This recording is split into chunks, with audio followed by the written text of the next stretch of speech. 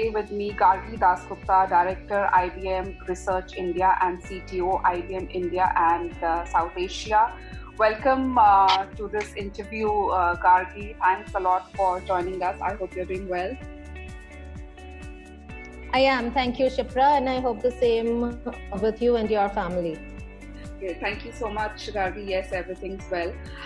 So, Gargi, in terms of the focus areas for IBM research in India, what are the key focus areas that you have outlined for 2020?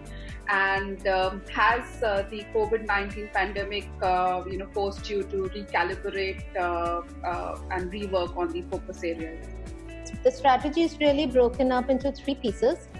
Core artificial intelligence techniques focusing on the aspects of having trusted data to your clients, focusing on the aspects of enterprise language and natural language processing techniques, both spanning across English and Indian languages, and then new techniques to bring into AI around reasoning, which really combines neural techniques that the whole world is very excited about, but also marrying that with the existing symbolic techniques.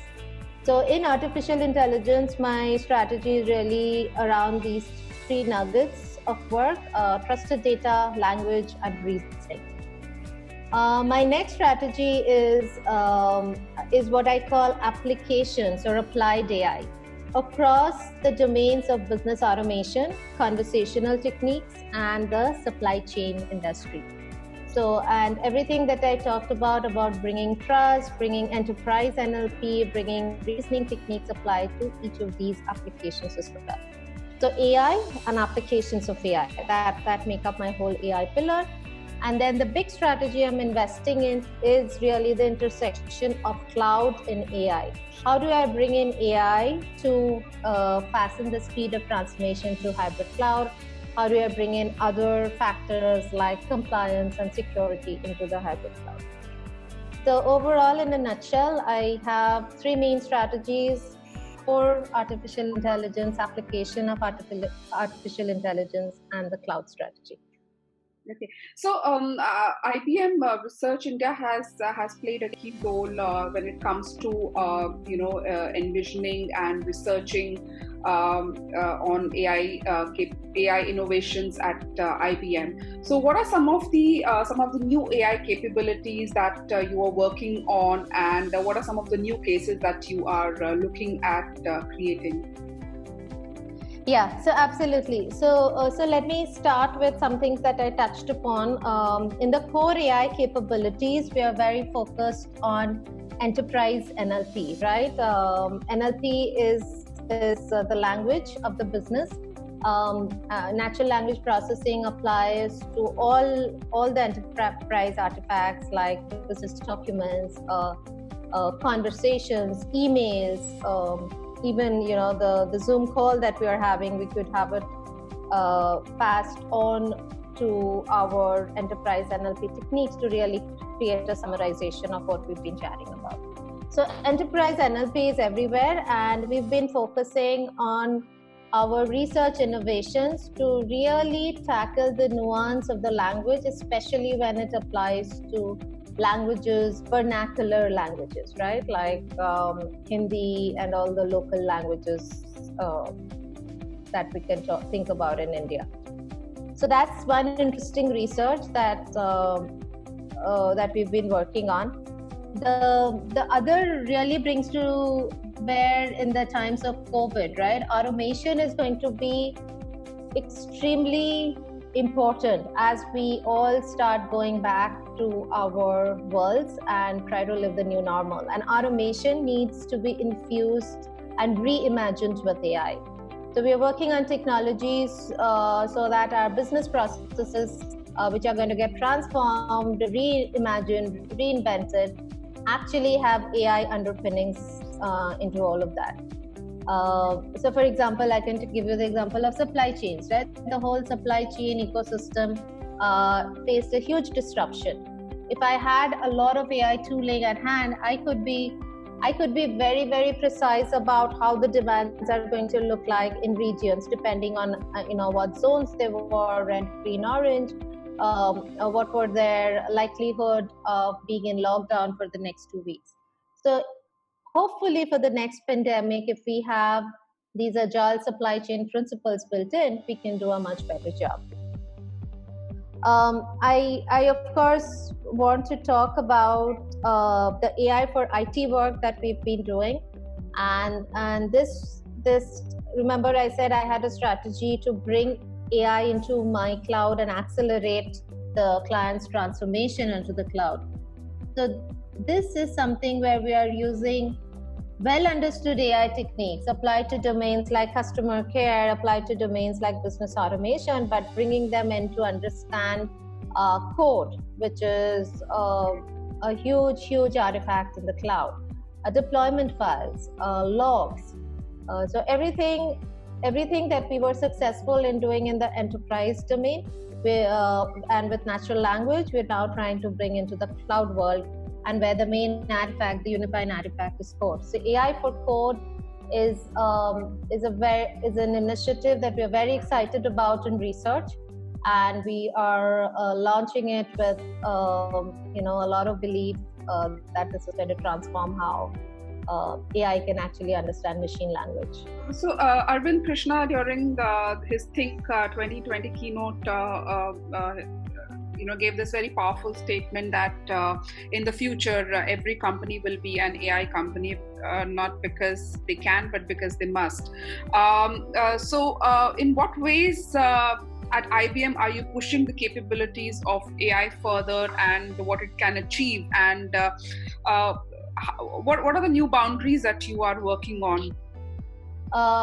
The AI is again something that I think a lot of companies have been doing experiments, POCs with AI.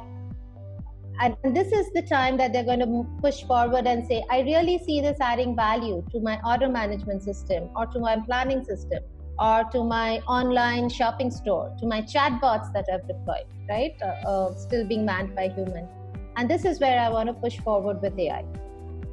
Why they must is a statistics that I will quote to you, that actually this is post-COVID, right? So we saw that companies, so first of all, I think liquid cash was important for all companies. Companies which had more liquidity were going to get through COVID faster. However, an important correlation came out, and let me tell you that. So companies which had very, very aggressive cost reduction techniques and only focused on cost reduction is going to have half as much chance to make it through COVID. So companies which actually invested in technology, which actually invested in modernization, even though they might have imagined that the journey is going to take them a couple of years, are twice as more likely to make it through. So that shows the importance of investing in science, technology, investing in, and AI is of course one part of it, right? What does AI do for your business? It helps you reimagine a lot of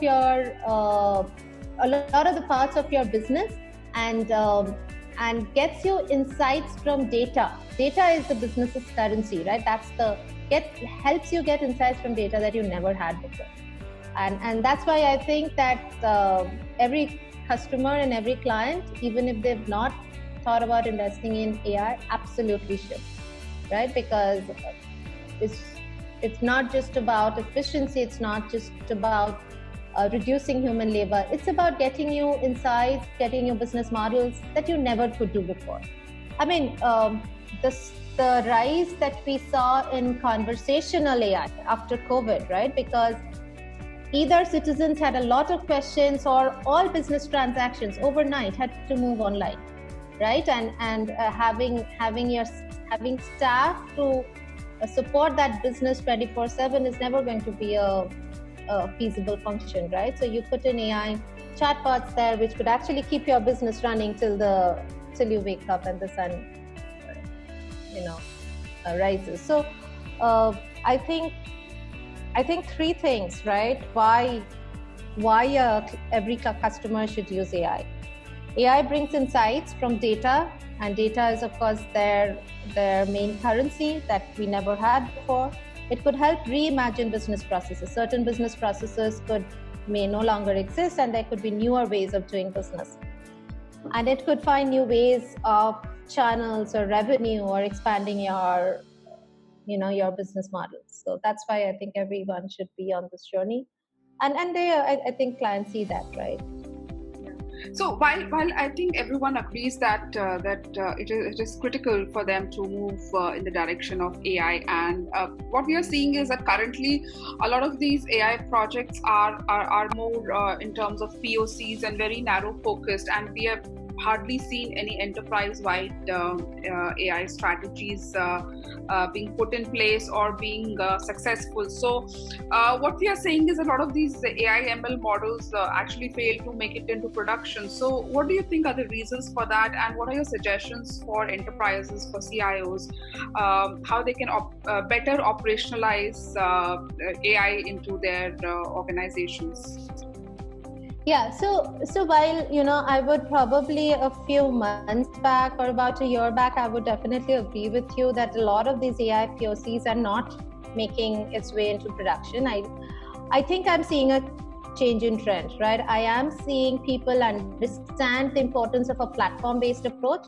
So moving the focus from data scientists doing a few experiments, a few POCs, a few AI algorithms, moving into a platform-based approach which actually realizes the AI ladder, which means, bring in the data that makes sense, have the data insights, the data extractions, the ETLs be done in a very planned manner on your platform. And then you are in the model building stage, but also have monitoring, lifecycle management to understand, is the model really doing what I want it to be? Is the problem with the model? Is the problem with the data? So having tools that all the time monitors your models, understand what's going wrong, makes the changes, right? And that's what a platform, that's what a data science and AI platform, and OpenScale, IBM OpenScale is in that. Amazon also has its own platform, so does Microsoft. But all the major companies are moving to a platform-based play rather than the core AI algorithm that maybe does speech recognition or intent recognition. So I see that change, and with that change, at least in Think, I saw a lot of customers come up, right? So Telstra, Box, Slack, all these are enterprise customers who've actually gone a big way in adoption of AI across their business processes. So a bestseller is a retail company that we work with, has visionary ideas on how they can reimagine retail. And not be and so yes, there could be failures, but I think companies who are able to see why those failures happened was not because the AI was wrong, but because they didn't have a whole platform and a process in place, are able to make progress and move forward. So why were we doing POCs? I think I answered, right? That I think the focus was on solving a very narrow use case with an AI model. But there are many things that go in the AI ladder. One is getting the data prep ready, getting the right data in, doing the data extraction, preparation, insight generation, model building, and model lifecycle. So if you get all these pieces together, I think you're setting yourself up for success, and that's very important for customers to understand as they make a choice on their AI POCs, that a platform-based approach always helps.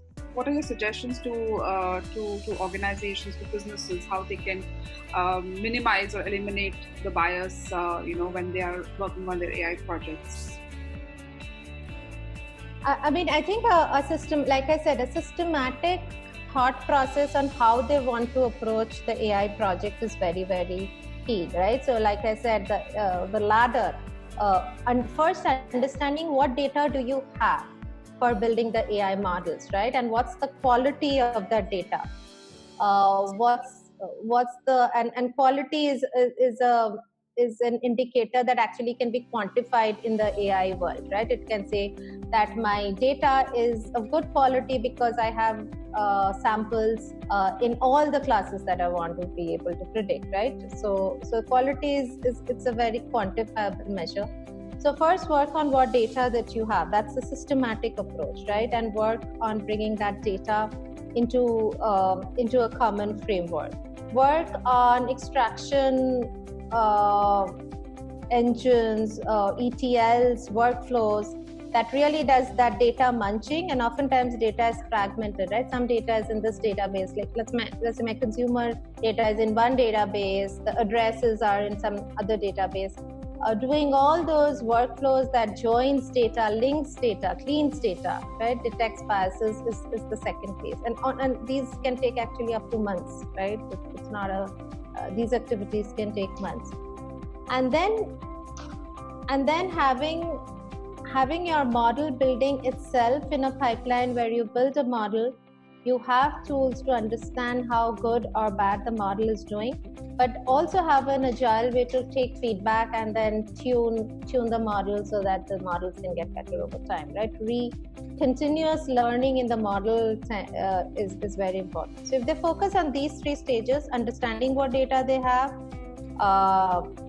extract, transform, load of the data so that the data can be converted into usable data by the models, and then monitor and manage the life cycle of the models, then I think they should have let's say a game on their hands. I can't predict if they will be successful. It really depends on how they've scoped the AI problem, but if they follow the stages in the AI ladder, I think it should be beneficial. Right. My last question, an area of contention is bias, AI bias. So at IBM Research India, what kind of research are you doing, or how are you working towards tackling that bias or eliminating the bias in AI? Right. So the fairness and bias has been, we at IBM Research have been talking about it for many years, and of course now the whole world is around us. We did, I think I remember we published a study on the bias that existed in our Indian film industry, and that was the starting point. This is multiple years back. And then we've been infused into all our products this ability to detect bias, to detect and to actually even correct the bias if need be, right? And oftentimes these biases exist in the data that we brought together. Oftentimes it exists in the models, right? So it's really using AI itself for bias detection. So it's AI for AI in some sense, that we can actually bring all these techniques to bear, and we release the fairness toolkit. Universities are using this fairness toolkit. I'm happy to share a link. But we've done a lot of work in bias detection. It continues to be a pinnacle of everything that we do in AI. And the toolkit has a lot of good adoption. It also won an award recently, so good visibility from that work we did. Making sure that whatever we do, whether it's model building, whether it's data insight, is free of bias, is the underpinning of every product that we build. Great. Thank you so much, Gargi. Thank you for your time. Very insightful discussion, and hope you have a great day. Thanks. Yes, you too. Take care and stay in good spirits, and I'll see you soon. Thank you. Okay, thank you. Bye.